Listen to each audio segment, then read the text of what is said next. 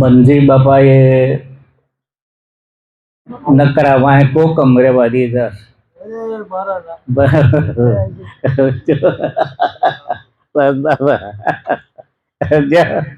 એટલે બહુ મજા આવી સત્સંગમાં. પણ જો કે લોકલ ગાડી નહોતી, ફાસ્ટ મેલ હતો. એટલે આ વસ્તુ છે ને, સાંભળવો તમારે સાચા શ્રોતા બનીને સાંભળવાનું છે. વક્તા તો ઘણા બધા છે, પણ સુરતા ધરીને જો સાંભળો તો જ તમારે હૃદયમાં ઠરે. અને સત્સંગમાં પણ જે કંઈ આપણે બોલીએ એ પહેલા આપણા જીવનમાં ઉતારેલું હોવું જોઈએ. આપણે એ પ્રમાણે આપણી રહેણી હોવી જોઈએ, અને તો જ સામાન્ય હૃદય ઉપર આની અસર પડે છે. આ એક વાત છે. ભક્તિ તો બધાને વાલી છે જ, કોઈ ના પાડે હે કે ભાઈ મને ભક્તિ વાલી નથી એમ કોઈ કહેતું નથી. બધાય ભક્તિ કરવા માટે બધાને ભક્તિ વાલી છે. કોઈ રામને પૂજે, કોઈ કૃષ્ણને પૂજે, કોઈ શિવને પૂજે, કોઈ અંબિકા, ચંડિકા, ચામુંડા, સરસ્વતી, ઘણા બધા ભગવાનના તો ઘણા બધા રૂપ છે. એવી રીતે સૌને પોતપોતાની રીતે જ્યાં એમનું મન માન્યું ત્યાં એ લોકો ભગવાનના મંડ્યા ભજન કરવા. પણ કોઈ ભગવાને એમને આમેથી સપનામાં કાંઈ કીધું નહીં કે ભાઈ આ તું જે કરે છે એ તારી મજૂરી છે, આ તારી મજૂરી છે. સાચી વસ્તુ ત્યારે જ તારી ફળીભૂત થશે કે શ્રોત્રિય બ્રહ્મનિષ્ઠ સદગુરુ મળે અને એ નામ વચન આપે તો જ તારું જીવન સાર્થક થશે, અને તો જ તારો ભાવ રોગ મળશે. નહીતર તો નરસિંહ દાદા ઘણી વખત આપણને કહે છે ને કે એલા ભાઈ શું આવ્યું કે અમથો, પણ અમથો પણ તોય કાંઈ કે ના ના અમથો, એ અમથો લઈને હું જાય ગયો, કાંઈ લઈ ન જાય. એટલે આ વસ્તુ બરાબર સમજવાની છે કે સદગુરુએ આપણને અમૂલક વસ્તુની ભેટ આપી દીધી છે. મૂલ્યવાનમાં મૂલ્યવાન જો કોઈ વસ્તુ હોય તો સદગુરુએ આપણને આપી દીધી છે, અને એ તે ભાવે કરીને પ્રેમે કરીને આપી દીધી છે. અને આપણે ઓબળાઓ ખાતા પત્તા હું મોઢામાં આવી ગયું છે ને એટલે એની કિંમત સમજાતી નથી. માટે સદગુરુ પરાયણ રહેવાને માટે ભગવાને હમણાં બધી માળા બતાવી, પણ એ કાષ્ઠની માળા, લાકડાની માળા, કાષ્ઠની માળા શું ફેરો, માળા તે મનની સારી. એમાંય તે કબીર સાહેબે કહી દીધું ને કે ભાઈ ખરેખર કઈ માળા હારી સાચી છે, તો એમણે કહી દીધું કે ભાઈ આજે મારામાં તમારામાં જે શ્વાસોશ્વાસ ચાલી રહ્યા છે એ મેળ વગરની માળા છે, અવિરત એ ચાલુ છે. આ માળા એમણે બતાવી દીધી છે. તો ત્યારે આપણે પણ સદગુરુ દાદાએ આપણા ઘટમાં સ્વાગલામાં જેમ નાભીમાં કસ્તુરી પાકે છે ત્યારે બહેકે છે, એટલે એ પોતે એ સુગંધ લેવાને માટે વનવન આથડે છે.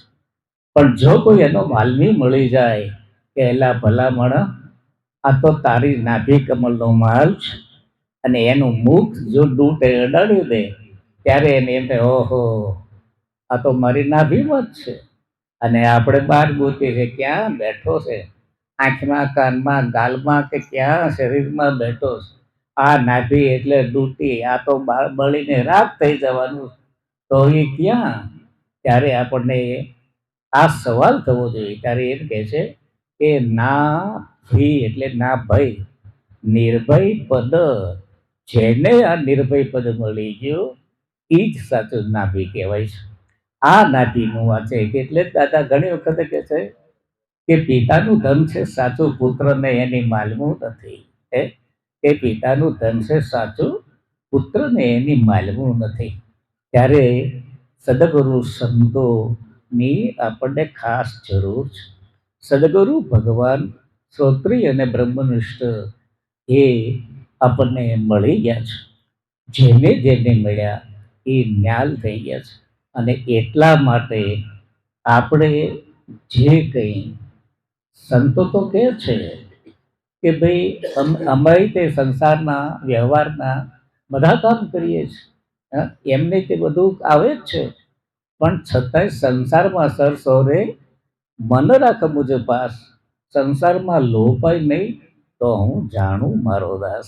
એમ કહી દીધું કે ભાઈ સંસાર એટલે મસની કોઠી છે, રહેવું છે મસની કોઠીમાં, પણ ક્યાંય એનો દાગ ન લાગવો જોઈએ.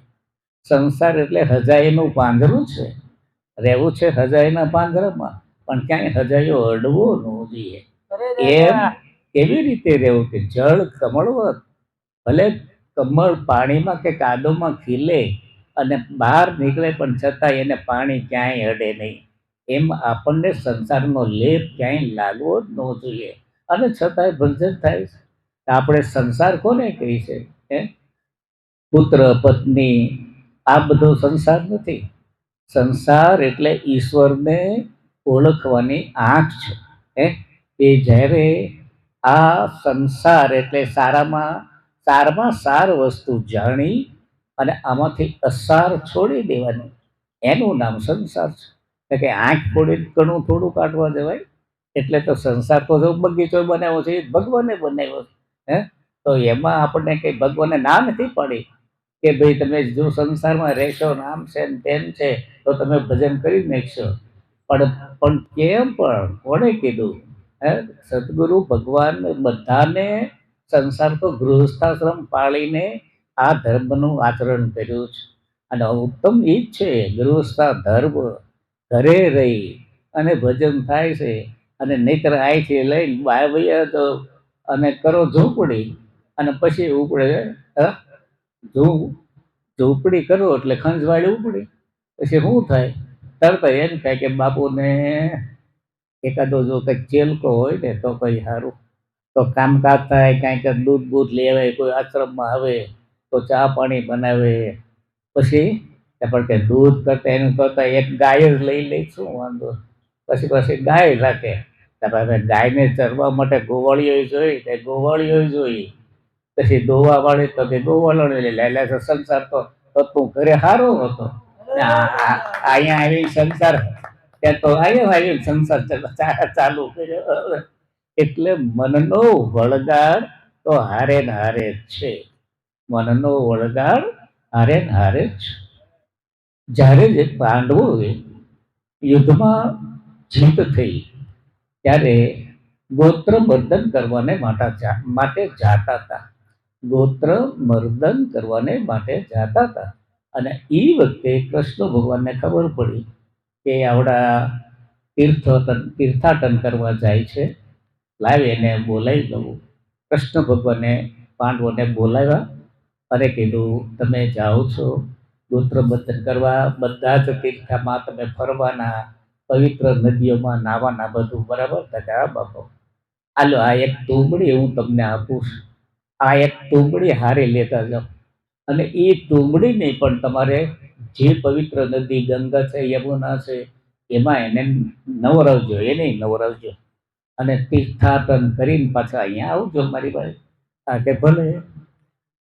આખું તીર્થાટન એટલે કે 68 તીર્થ કરી આવ્યા. અને ગંગાની યમુના એવી પવિત્ર નદીમાં જ્યાં જ્યાં નાહ્યા એ બધે તુંબડીને હારોરે નવરાવી. અને પછી આવીને કૃષ્ણ ભગવાનને મળ્યા, પગે લાગ્યા. બાપા બધાએ તીર્થાટનમાં 68 તીર્થ કરી આવ્યા. કે તુંબડીને એમાં નવાય કે લાવો તુંબડી. તુંબડી લે લીધી અને એને તોડી નાખી, તોડી નાખી, એને ખંડાવી નાખી, ખાંડી ભૂકો કરી નાખ્યો અને ચૂર્ણ બનાવી નાખ્યું. ચૂર્ણ બનાવીને જેટલા બધા આ બધા પાછા કૃષ્ણ ભગવાનના માત્ર 5 પાંડવો નહોતા, બધા સમાજને બધાને બોલાવ્યા હતા. બધાય સમાજને 5 પાંડવો બેઠા હતા અને બધાને ચપટી ચપટી પ્રસાદી આપી કે લો આ બધા ખાઈ જાઓ. ચપટી ચપટી પ્રસાદી આપી અને બધા ખાઈ થૂથું થૂથું. એટલે કોઈ કેમ? કારણ કે આ તો કડવી છે. હં? ફાકી કે તમે આપી પણ આ તો કડવી છે. તારે કે આપણે છે ને ભલે ગમે એટલા તીર્થ કરો પણ કડવાશ જાતી નથી. સમજ્યા? કડવાશ જાતી નથી. એ સમજાવવાને માટે કૃષ્ણ ભગવાને આ તુંબડી હારે આપી. ત્યારે એનું ભજન પણ છે, મને નથી ખબર, મને તો એક કડી ખબર છે કે સબ તીરથ ફીર આઈ તુંબડિયા. એટલે આવું આપણામાં એ નક્કી થાય છે કે ગમે એટલું તમે સત્સંગમાં જાઓ, સત્સંગમાં બેહો ત્યાં સુધી તમારું મન જરા એટલું પ્રફુલ્લિત થઈ જાય, કારણ કે એ વખતે મન આપણા સદગુરુની દ્રષ્ટિ સામું છે. આપણે સાંભળવા માટે, સત્સંગ સાંભળવા માટે ગયા છે અને ત્યાં સુધી મસ્ત આપણું મન જેવું રહેતું નથી. અને એક ધારો સત્સંગ સાંભળે ત્યારે આપણને મજા આવે. અને આજે આ વૈશાખી પૂનમ, નરસિંહ મહેતાનો જન્મ વૈશાખી પૂનમે થયેલો છે. 1465 નરસિંહ મહેતાનો જન્મ, મૂળ જન્મ તળાજા ગામમાં, અને એમનું કાર્યક્ષેત્ર જુનાગઢ. એ જુનાગઢમાં વધારેમાં વધારે જુનાગઢ ઓળખાણું છે ને કે જુનાગઢ કોનું? તો કે નરસિંહ મહેતાનું. એવી રીતે દરેક સંતો જ્યાં જ્યાં ત્યાં થાનમાં જાઓ તો ભાઈ થાન કોનું? મેપા ભગતનું. મોલડી કોની? કે આપા રતાની. હે? ત્યારે પછી એવી રીતે તમે જુઓ કે પાળિયાદ કોનું? તો કે વિસામણ બાપુનું. ત્યારે પછી કે ભાઈ આ ચલાળા કોનું? કે દાન બાપુનું. આ બધા સંતો થઈ ગયા. કેવી રીતે થઈ ગયા? કે એકથી એક જેને જેને મળ્યા. આપા જાત્રામાં રતા બાપાએ આંગળી ચીંધી કે તું છે ને મારું વેણ માન, અહીંયા થાનમાં મેપા ભગત છે એને તારે દરરોજ દર્શન કરી આવવાના. એટલે એ ભલે કે જાત્રા બાપાને ખબર પડી, જાત્રા બાપુ દરરોજ આપા એ મેપા ભગતને ત્યાં બધા આપા કહેતા હતા. મેપા ભગતના દર્શન કરવા જાય અને મેપા ભગતને એના સત્સંગ મંડળ ચાલુ હોય, સત્સંગ ચાલુ હોય. પણ એક વખત આવી ગયા, પછી બીજી વખત આવ્યા, તાર બધી બહેનો દીકરીઓ મૂંઝવણમાં પડી જાય. એ કે બાપુ આપણો આ તો આવો માણસ છે ને આમ છે ને. એના ખબર તો હોય ત્યાં બધા જે રહેતા એને કે ભાઈ ખરેખર આ જાગરો આપો કેવા છે એ તો ખબર બધાને હોય. એટલે કે બાપુ આને કાંઈક કહો ને, આવતો બંધ થઈ જાય એવું કરો ને કાંઈ. ત્યારે મેપા ભગત કહે કાંઈ વાંધો નહીં. અને ત્રીજી વખત જ્યારે જાદરા આપા પગે લાગવા આવ્યા ને 3 સટલાકડી મારી, મારી કે જા જા હાલા સિદ્ધ થઈ જા.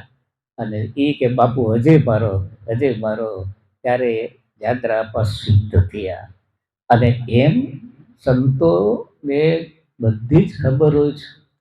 સંતો છે ને એ આપણે ખાલી સંકલ્પ કરીએ છીએ ને એ પહેલા એ સાંભળી જાય છે.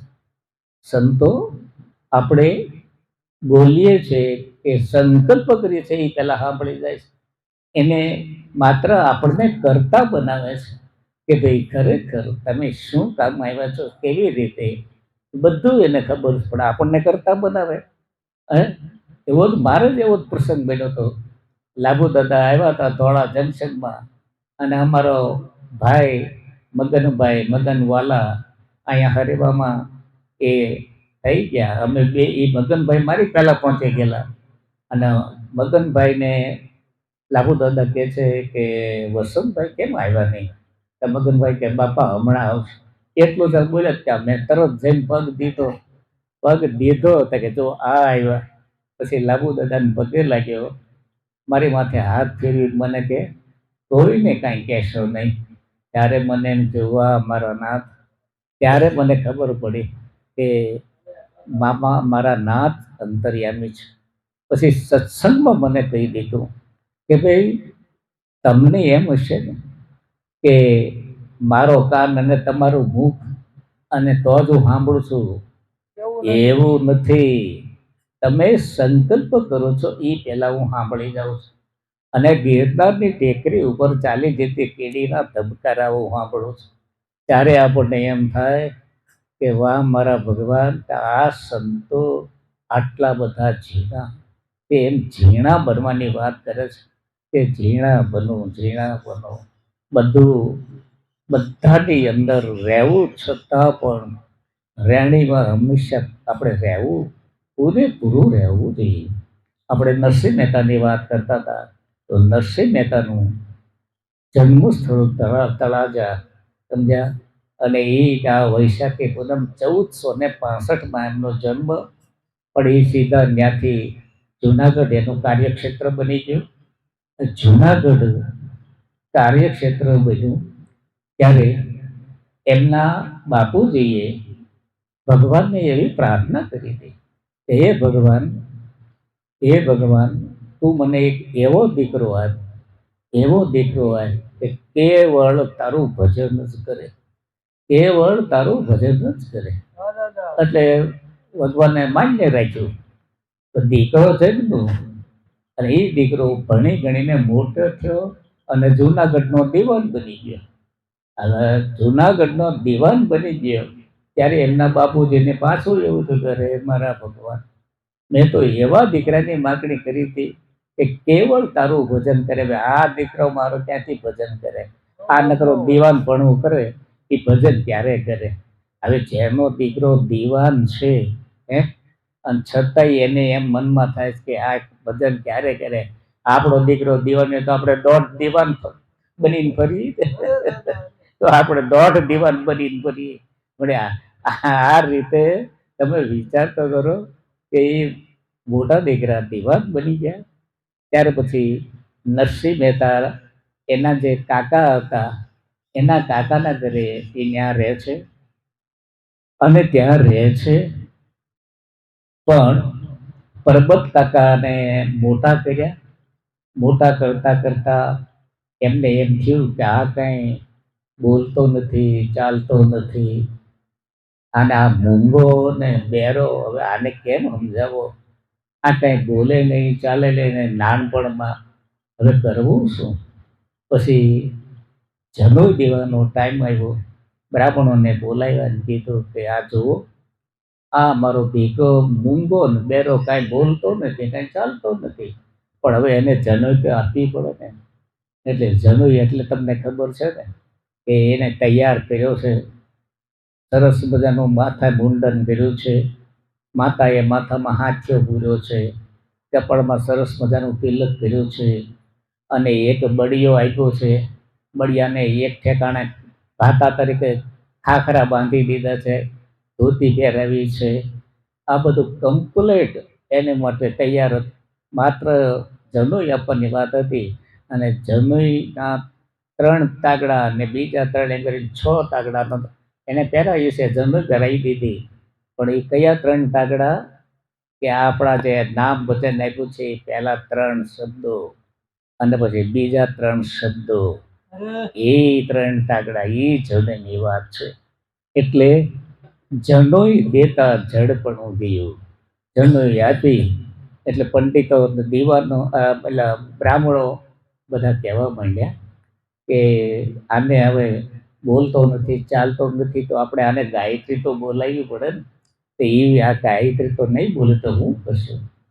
તો બ્રાહ્મણો કે એમ કરો, પાટી લઈ લઈએ, એક સ્લેટ, સ્લેટ એટલે પાટી, એની અંદર આપણે ગાયત્રી લખી દઈએ અને આપણે એને વંચાવી દઈએ. આમ વાંચે છે કે નહીં એને એને આવું ધ્યાન કરે, પછી ભગવાન ભગવાન ભગવાન માની લેશે. કે એના બાપુજી કે એ બરાબર લ્યો. પછી એ રીતે એમણે ગાયત્રી લખી અને પછી વંચાવી, ભગવાનને એમ થઈ ગયું, માની લીધી. હવે એ પછી એને સ્કૂલમાં મૂકે છે, ભણવા માટે મૂકે છે. પણ હવે જ્યારે આ જનોઈ હતી અને ત્યાર પછી જે જડપણું હતું એ ગયું. એ જ વખતે એક સંત આવી અને સીધા જ એના પગમાં પડ્યા ત્યારે જનોઈ દેતા હતા ત્યારે પગમાં આવીને ગોવિંદ રામ કરીને સંત આવ્યા અને પગમાં પડી ગયા. ત્યારે બધા એના કુટુંબી કહે છે, એના માતાઓ કે ભાઈ આ તો અમારો નાનો બાળક છે, તમે સંત મહાત્મા કહેવાઓ અને તમે એને ન પગે લાગો. કે બા તમને નથી ખબર એ કોણ છે, એ તમને નથી ખબર. એ છે ને ભલે નથી બોલતો પણ અત્યારે હું કહું છું એટલે બોલશે. તો બોલ બોલ બેટા. ત્યારે પહેલો શબ્દ બોલે છે કે ભાઈ રાધે ગોવિંદ. બોલ રાધે ગોવિંદ, રાધે ગોવિંદ, રાધે ગોવિંદ ચાલુ થઈ ગયું. અને પછી ત્યાર પછી એ સંતો ક્યારે વીએ ગયા એને ખબર ન રહી. અને રાધે ગોવિંદ ચાલુ થઈ ગઈ. તો નિશાળમાં બેહાડ્યા, ત્યાં જઈને બધા છોકરા પાસે બેલાઈને ધૂન બોલાવે, રાધે ગોવિંદ, રાધે ગોવિંદ, રાધે ગોવિંદ. માસ્તરને એમ થયું કે હવે આ માળો કઈ લખતો નથી, બોલતો નથી, એક રાધે ગોવિંદ, બીજું કાંઈ નથી આવડતું. એટલે બીજું કાંઈ નથી આવડતું, આવું અત્યારે કે હવે શું કરવું. બે જણાએ ટીકા ટોળી કરી અને નરસિંહ મહેતાને એના ઘરે મૂકી આવ્યા. અને પરબત કાકાને એને કીધું કે આ તમારો દીકરો નકરું રાધે ગોવિંદ કરે, બીજું કાંઈ બોલતો નથી, એટલે આને રાખો ઘરે. સારું થયું, કાંઈ વાંધો નહીં, ભલે પછી ઘરે રહેશે. એટલે ત્યાર પછી